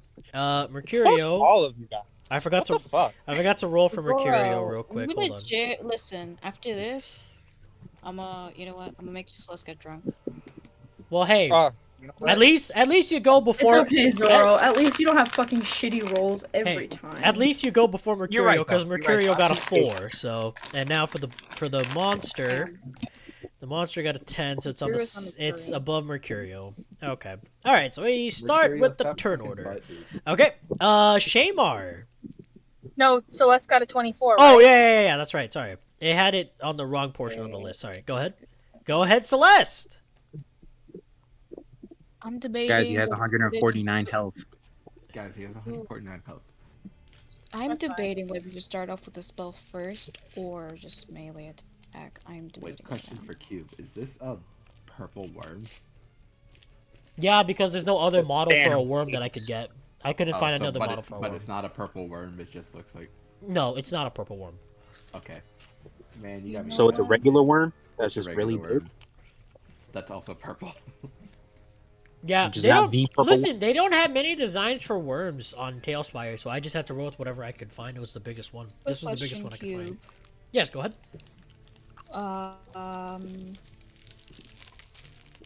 Is it made out of an inorganic material, or at least its shell, if it has one? It has a shell. Is it organic? It's organic. It's organic. Okay. That's fine. In that case, I'm gonna have Celeste cast actually Shatter. Okay. I'm gonna cast the 3rd level. It needs to grow. What is the save on it? 16. 16, and it's what kind of save? Constitution. Con save. It has a +5 to its Constitution. Might I remind you? Fuck it, we ball. What was the DC? 16. It got 11 + 5, exactly a 16. Oh. It saved. It takes half damage Severin. still, doesn't it? Severin. Oh shit! Severance. I forgot about that. So that one, nat 1. So it takes the full brunt of the damage. All right. What's the damage? It'll be 4d8. That'll be a 27. God damn. That's crazy. Okay. Anything else you do on your turn? Damn, 3 sevens in a row. You should go to the casino. I should. I'm feeling lucky. Let me see. For bonus action, I know it's like Bardic Inspiration and all of that. So I think for the meantime, I'll hold off and I'll leave it for the points. Okay. Shamar, it's your turn. Okay, cool. If I take a step forward, will I be flanking with the guys on the other side? Yeah, you would, because there's currently aggro on them currently. Okay, cool. Then I am going to make my attacks. Oh wait, sorry. There was one aspect of the worm I forgot to tell you about. Each of you guys that are all in range, all of you guys give me a dex save real quick. Shit. What's my good sir? What about me? Not you. That's a 21. I'll allow you to make constitution checks to see if you can wake up Eric, but for now hold off on it real quick. What did everybody get?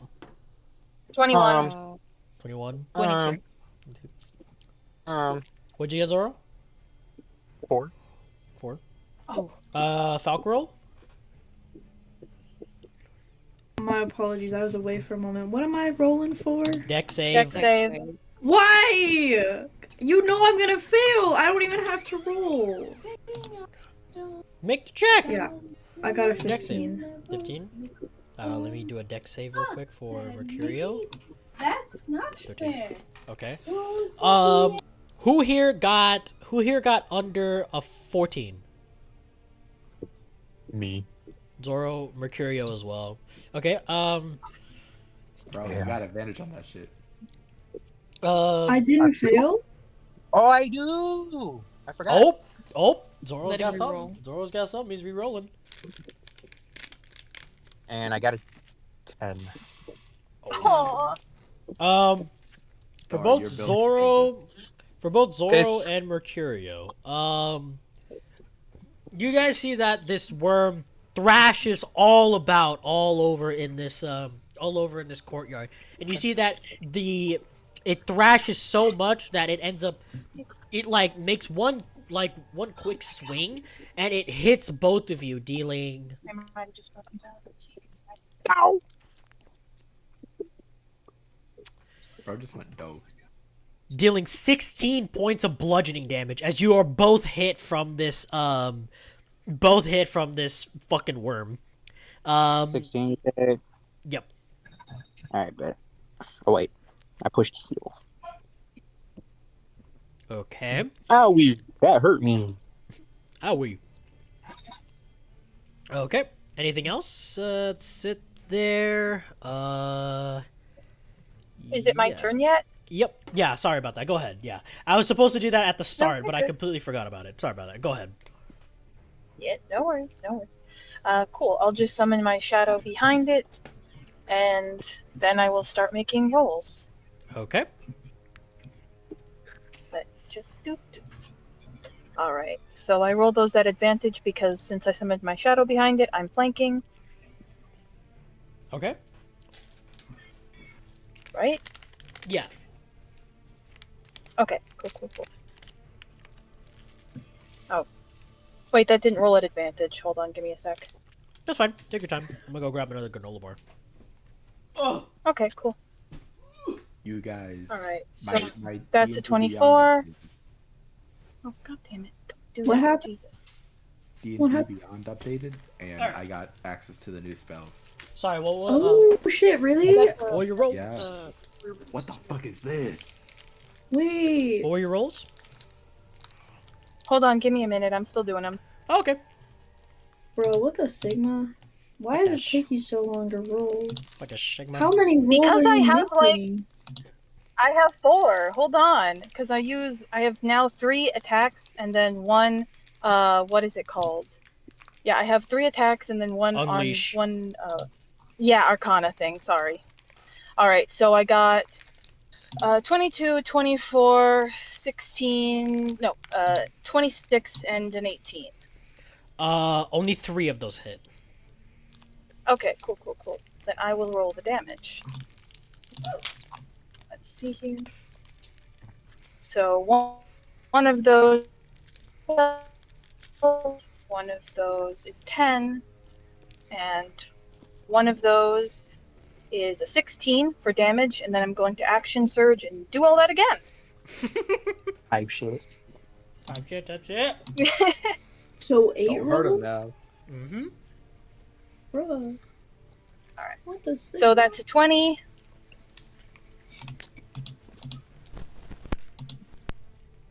That's a 23. That's 21. And this will be a 21 again. Do all those hit? Anything above an 18 will hit. Alright, so that's all of them. Okay. And so that's 8 damage on the first. That's 10 damage on the second. That's 11 damage on the third. And that is 8 damage on the fourth.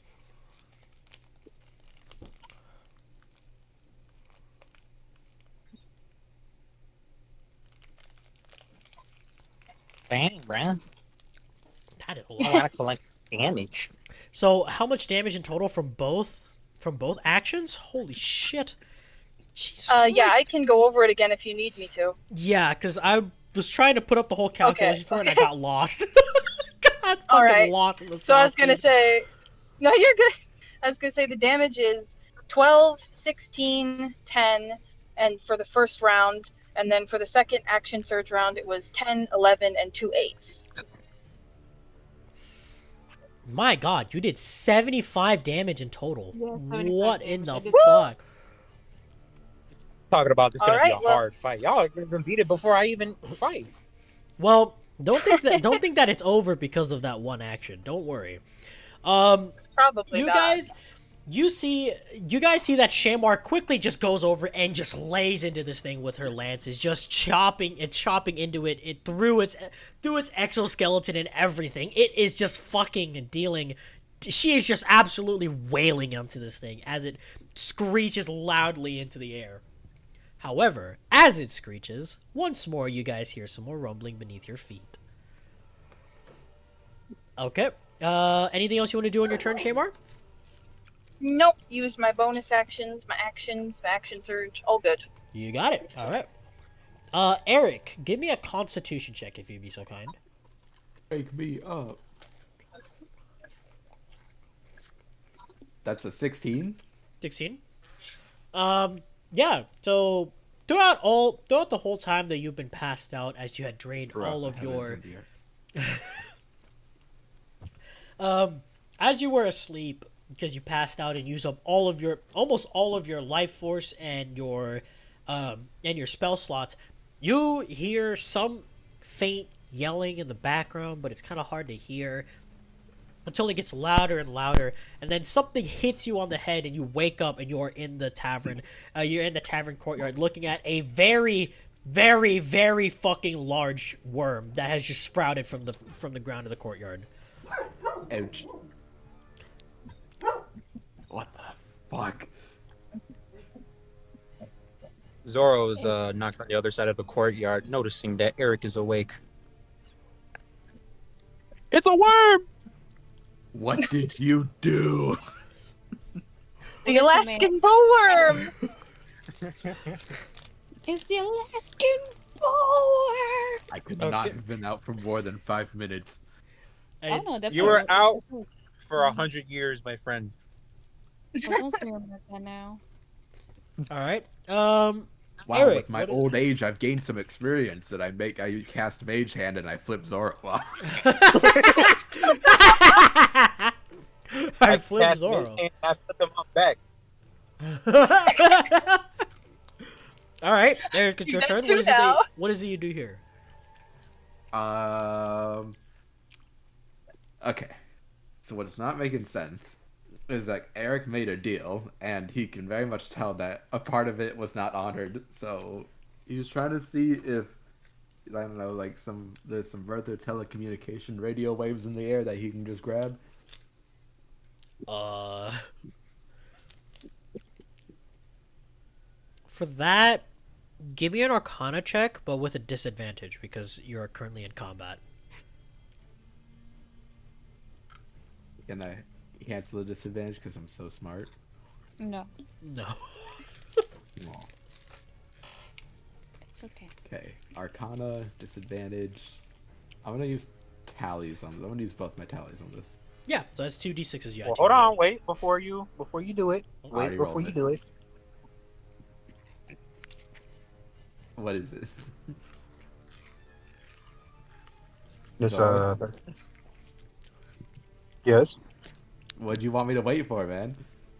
Oh, I was just saying, like, don't use your tallies yet. Wait, but then he's basically okay. telling you to use tallies, your rolls already. Okay, so go ahead. What is your total? My total is 13 plus 9. So 22. Okay, hey. Hold on 1 second.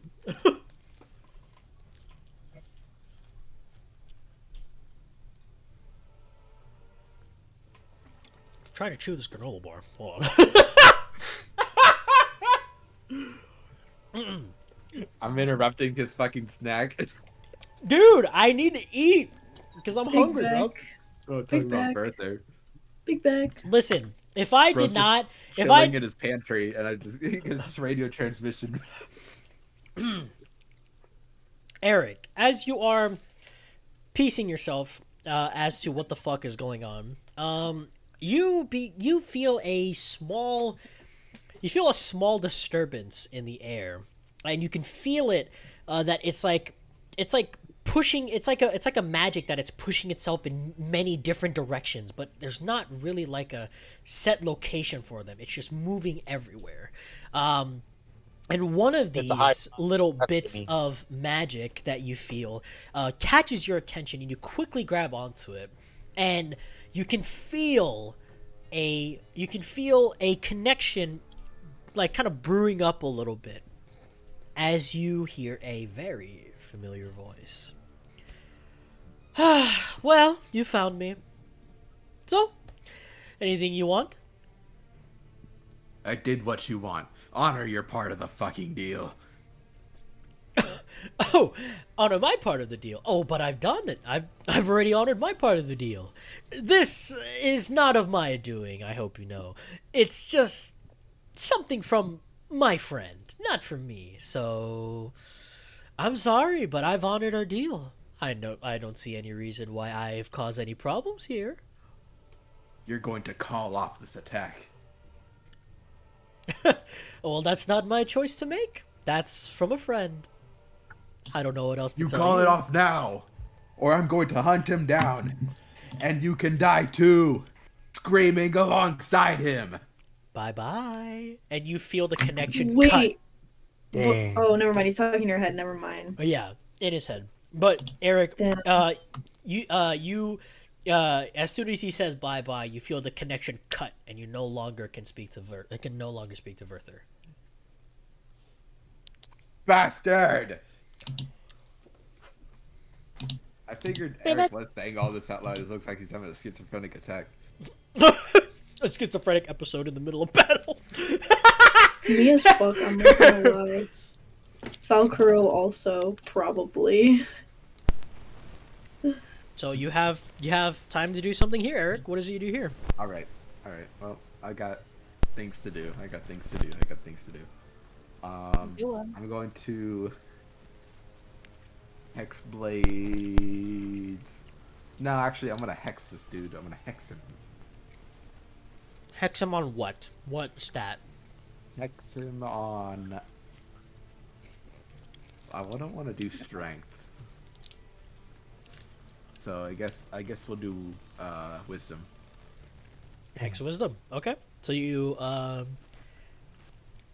cast hex, and you see that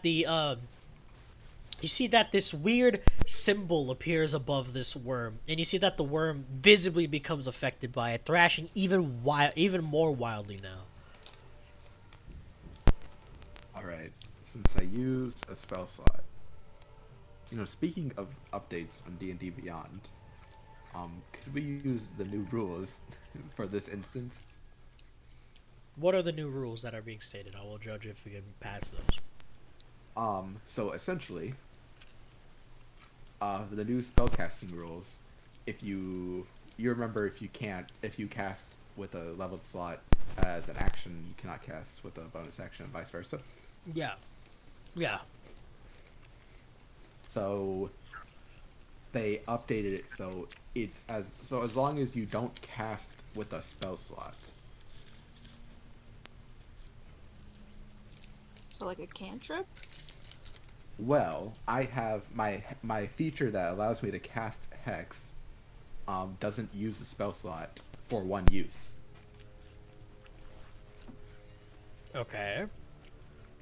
So if it were the new ruling, I'd have an action to cast a spell that's leveled.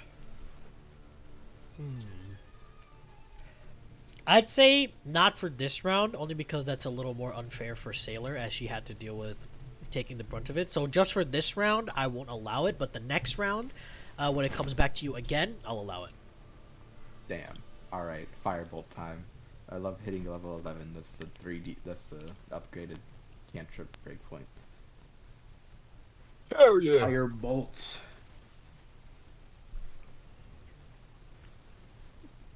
Does a 15 hit? No. Literally how?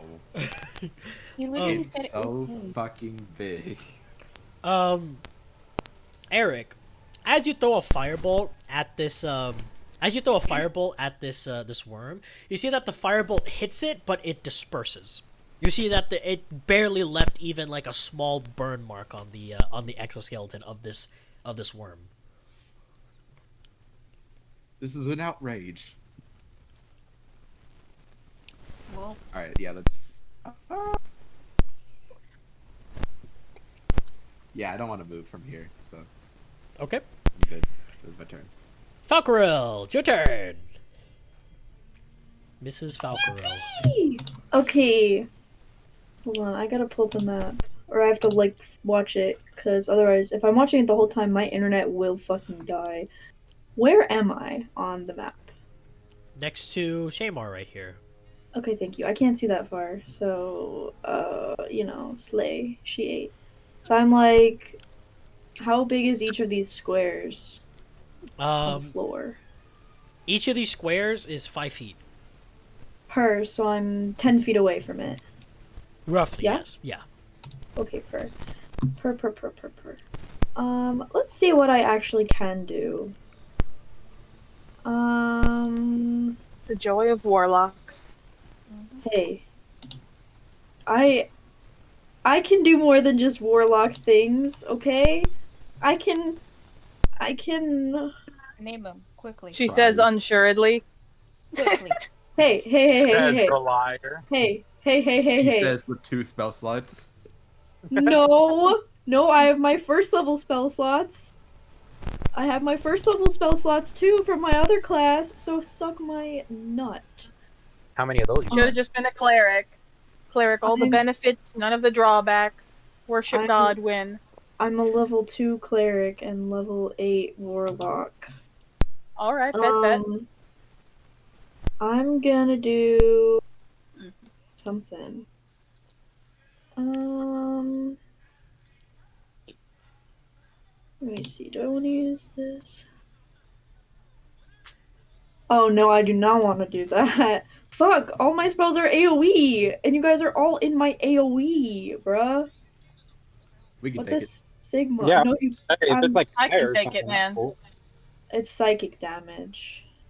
I don't have good I defense mean- against psychic damage. Shaymar Okay, I'm has just good gonna ass do- health. I'm just gonna do inflict wounds at 5th level. Exactly. To this little fucker. What are you casting, sorry? I'm casting inflict wounds at 5th level.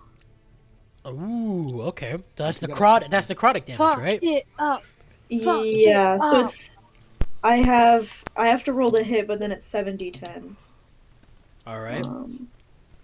Please wait, actually before I do that, let me make sure that I can't make it like easier for me to hit. Just gonna quickly put you guys up on the tile so that you guys are a bit easier to move. Oh wait, never mind. I'm stupid. Okay. Yeah, let's just go for it. Let's fuck it, we ball. Wait, hold on. Okay, we brawl. Oh yeah, I forgot I have my Rod of the Pact Keeper too. Fuck yeah. Okay, let's cast this spell, bitches. Let's roll to hit. I'm actually gonna fucking kill myself. I didn't hit. Wait a minute. Wait a minute. Wait a minute. I have the lucky feat. I have the lucky feat. Oh, reroll. Gotta reroll. Hallelujah, I got a 24. Hits. 24 hit? That Yeah, hits, okay. definitely. 70-10 damage. It takes, bro, why'd I roll low on everything? It takes 33 damage. That's still a lot of damage. Holy shit. 33 necrotic damage, right? Yeah, 33 I'll just take that as a yes. You guys see Falcarel, you know what? Falcarel, give me a description of how you cast this inflict wounds. Oh, did she die? I think she died. Never mind. Lino! You guys see No. you guys see Falcarel go over, and you see you guys see that she is wielding like a new staff now. As you see that she goes over, you see that she taps her staff on the ground as she's walking towards this worm. Oh, this is why I don't do the streams. You see that Make my Falcarel? neck Oh, Bruh. what? I'm back. Oh, okay. You want to give a description of how you cast inflict wounds? Yeah. Okay, go. My fucking internet went down. I want to have a badass moment too. I don't get to have them very often. No, but I imagine she kind of like Um, she walks with a little pep in her step, and she kind of like with like the tip of her finger, sort of like I imagine she has like really long fingernails. She kind of just pokes it, and then it just like fucking takes a bunch of necrotic damage. And then she turns around and she winks at Shaymar and goes, "See, I can be useful." Oh, it's like what's her name from Street Fighter? Chun-Li? Shamar, who is like fucking covered in worm guts, probably like with both of her lances still inside the fucking worm, is just like, all right, I'll give you that. And like she like rips out another chunk of worm and keeps going. Anything else you do on your turn, Falcarol? Let me see if there's anything else I can do. I'm sad that I didn't. Um.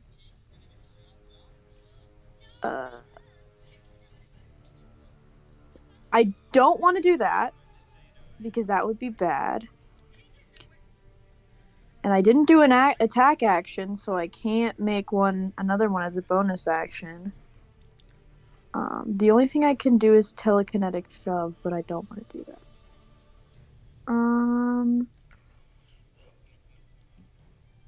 I am going to. Can I cast? Oh, I can only cast it on myself. I think that sucks. Yeah, I don't think there's anything else I'm gonna do on my turn. Okay.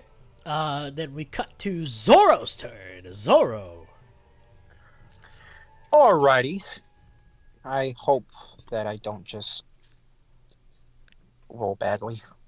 So for my bonus action, what I'm gonna do first is I'm gonna activate Rage, and with that, I'm gonna use another Rage charge to cast. Cast to empower Coco. Okay. So you go into a rage and you empower Coco. So with that, I'm just gonna make a quick double check on Google Docs, just to double check the workings of that. Balance. Okay. Bestial Empowerment. You can empower your canine companion and share your fury. When you rage, you can expend a charge to activate this. Coco grows larger by one size. Coco's bite now does +5 to hit and deals 1d8 +3 piercing damage, +2d6 fire damage. So that's a lot. Okay. Yeah. You guys see that as Zoro goes into. You guys see that Zoro like goes into a rage. He roars high. You see that Zoro like roars high into the air, and you see that Coco's eyes like start to glow a very brighter red as you see Coco's body slowly becomes bigger and bigger and bigger until he is a very, very big hellhound. Good boy. Anything else you do Big here, boy. Zoro? All right. So for this next first attack, I'm gonna use Neverwinter's Blade.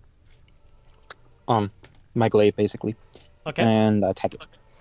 5. For the first attack is gonna be 22. Hits. Give me some damage. Damage will be dang. Oh, awesome, 14.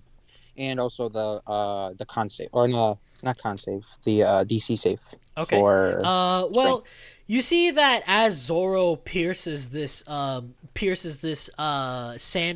you see that the sandworm like stretches high up and like roars loudly as you see that the worm itself slowly begins turning very icy white as it is slowly being frozen. Oh, also actually, Oh. actually no, I'm sorry. Continue. I'll tell you after. As this sandworm is completely engulfed in ice. However,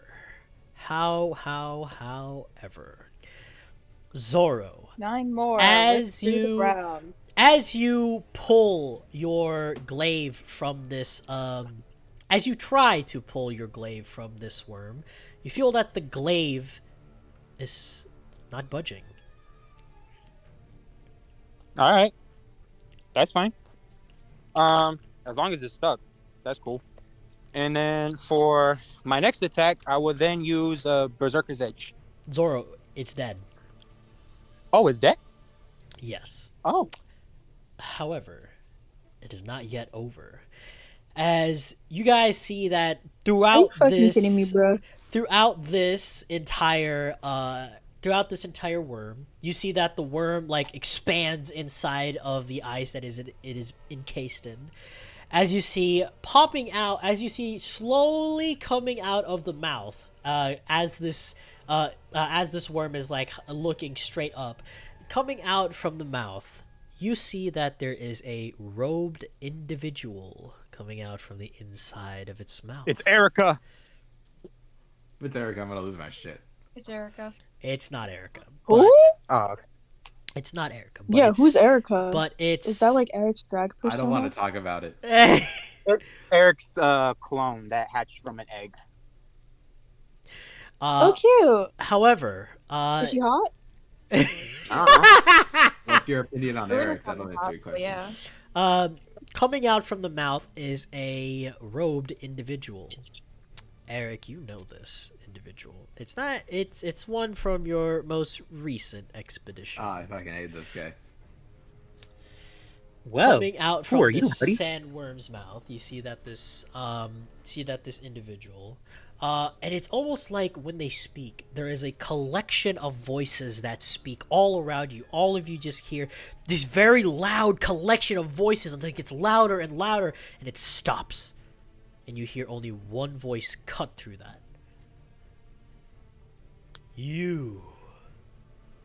Looking down at you, Zoro, this hooded individual looks at you, and as you look up at this hooded individual, Zoro, you feel something hit your. You feel something like hit your cheek, and you look over, and you look at the ground, and you see that there is a dead bug that is on the ground in front of you, and you feel more patters on your head, Zoro, until you look up and you see that the individual looks as though it is raining a waterfall of insects down onto you, Zoro. Not dealing any damage to you per se, but you stumble your way out of this waterfall to see that the insects have started collecting themselves and have formed into the individual that was above of this this worm. You see that this individual now stands right in front of you, Zoro.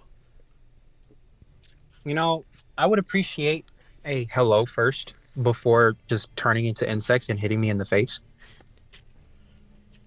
You do not belong here in the human realm.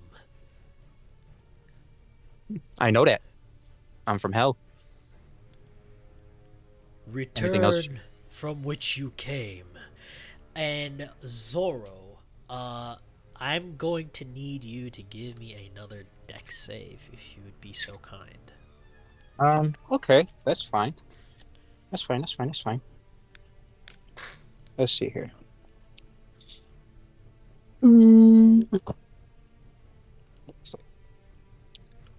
I got a 2, but I will use my I will re-roll my saving throw because I have that new perk for my barbarian. Okay. Reroll. Okay. Hold on, it's loading.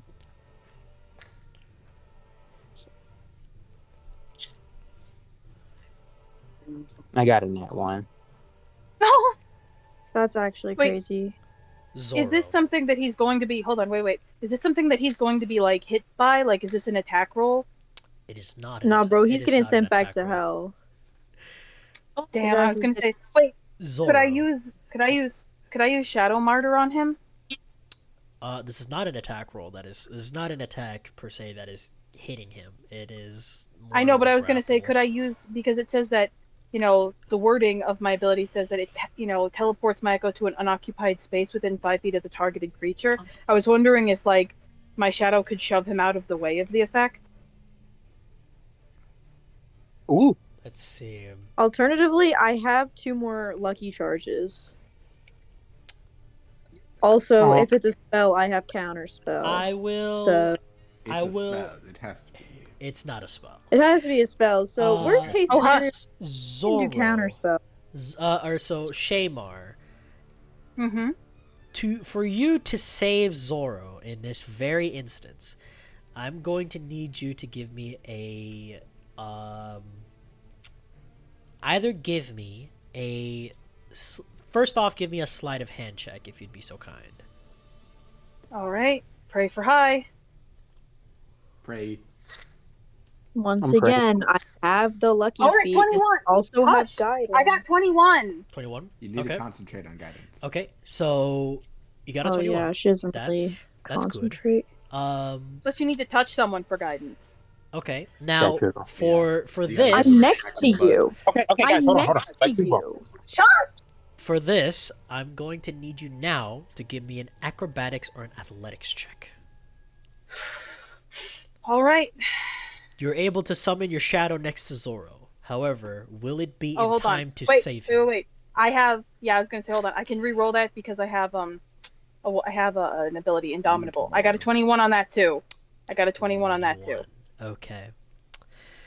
Zoro, just as you are looking at this individual, you feel something crawl up your leg as you look down and you see dozens of insects begin to start crawling and wrapping itself around your leg, and you feel as if like it's like an iron tight grip, like it's like you're being grabbed by a very large creature, and you feel yourself as if you struggle to try to get yourself out of this. You try to use as much strength as you can, but you're slowly being pulled downwards just in time before you are completely absorbed and brought away.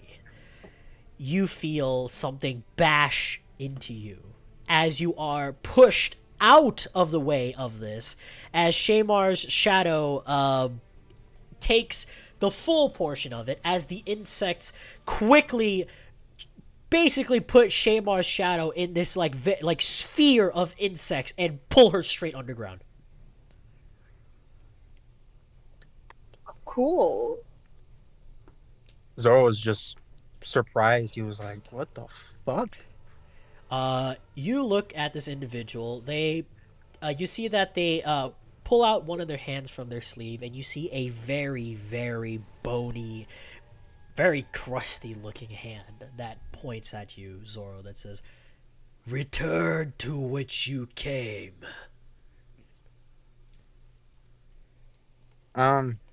No. The fuck?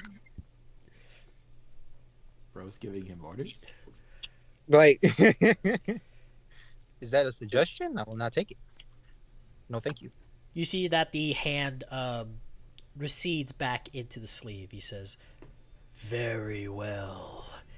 And once more, we begin initiative. However, you see that the ice begins to break. As you see that as the ice on this entire snake breaks, you see that the worm. You see that the worm slowly, you see that the skin of this worm slowly, forms off of it. It's like it's being melted.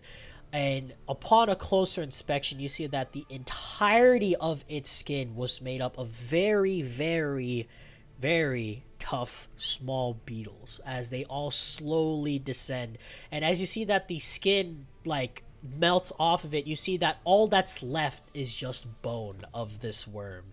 As all of the worms, what the fuck, why are there more inside this fucking guy? What the fuck? Sorry. You see that as all the beetles